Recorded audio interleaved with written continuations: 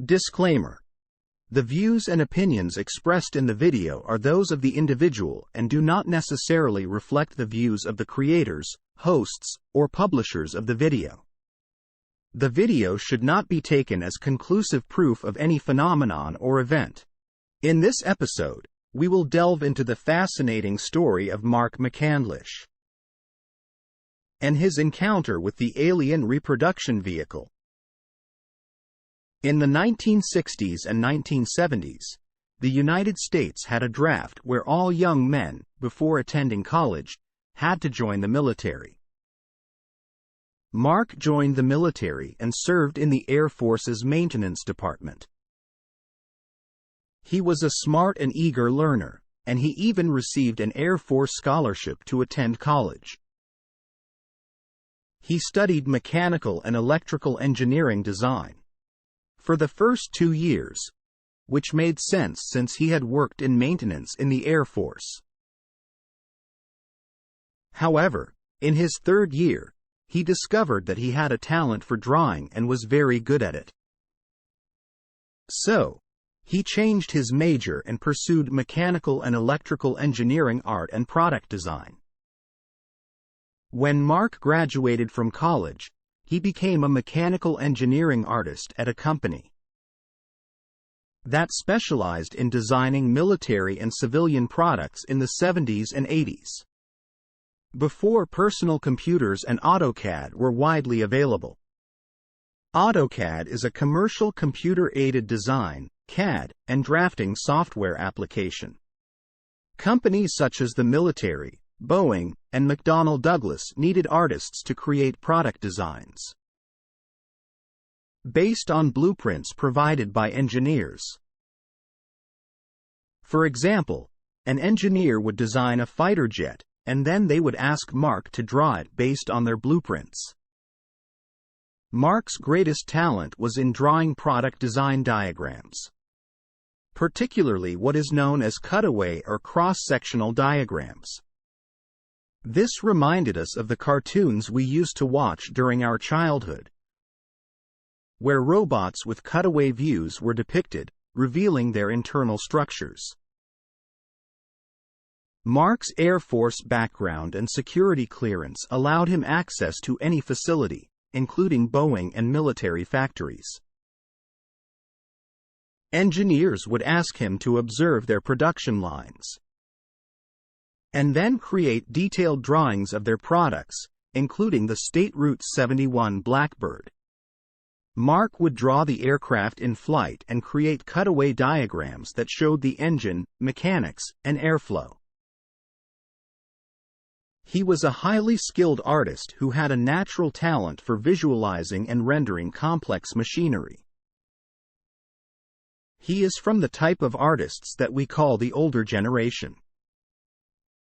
He excels in using watercolor pens and is skilled in using spray pens to create highly realistic drawings. We use them as a comparison to model kits. But of course, his drawings are even better than those of model kits. They are more detailed and precise because, as the military says, these businesses only benefit their own people. And since Mark is from the Air Force, he naturally helps his own people. So Mark is basically a freelance artist who works in the basic market. He works independently and does not work for a company. If the military wants him to draw a picture, his asking price is around $4,000 to $6,000 per piece.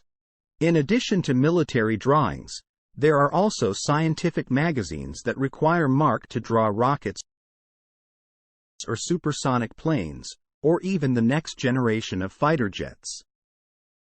As for those magazine jobs, Mark said that those were paid at around $3,000 per piece for small projects. In other words, in the 1980s, he would get $3,000 in US dollars for each drawing. So, in the 1980s, Mark could be said to be young and successful. His business was booming, and he had a girlfriend whom he loved very much. His hobby was collecting antique racing cars, and his home had 3 or 4 of them. So, in 1988, Mark's career and love life were both going great. But then he began to get involved with something called ARV, Alien Reproduction Vehicle. In 1988, there was a turning point. During art school, there was a former classmate who was a professional working for a military company designing products. However, this person, whom we'll call Mr. A, had a lower skill level than Mark. He would sometimes contact Mark, asking if there were any business opportunities available. Mark was a friendly person and would often help his juniors. One time, Mark received 2 tickets to an Air Force aviation exhibition but couldn't attend due to work.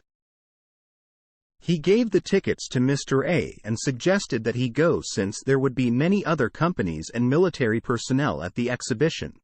Mr. A could use the opportunity to find potential contracts.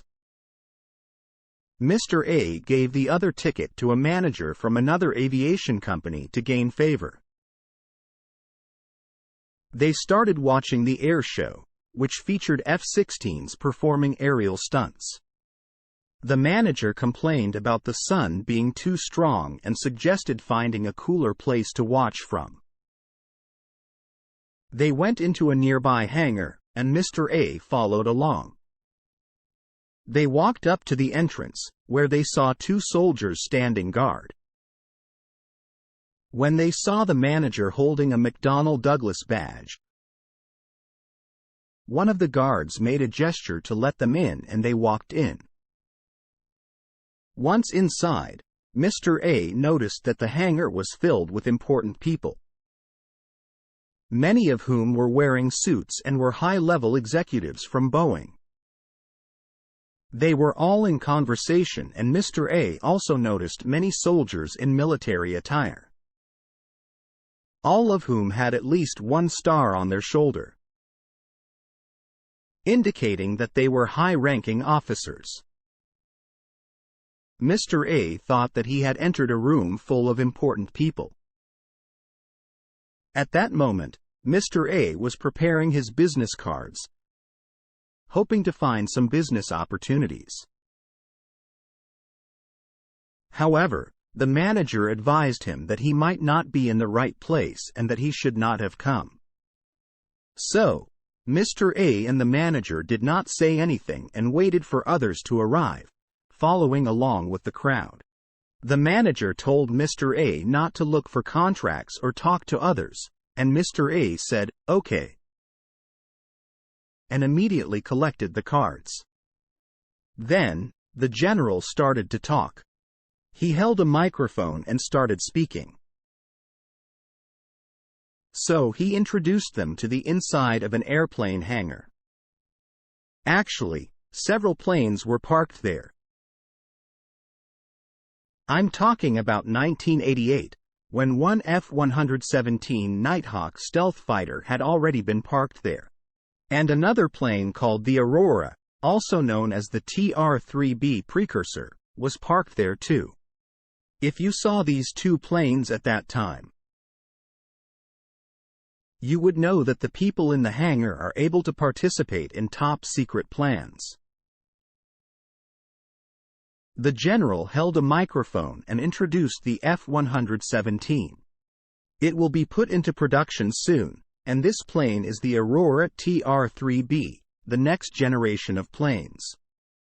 The general continued to speak and said that everyone had a chance to participate in the research and development of this project, as many companies and departments could potentially be involved.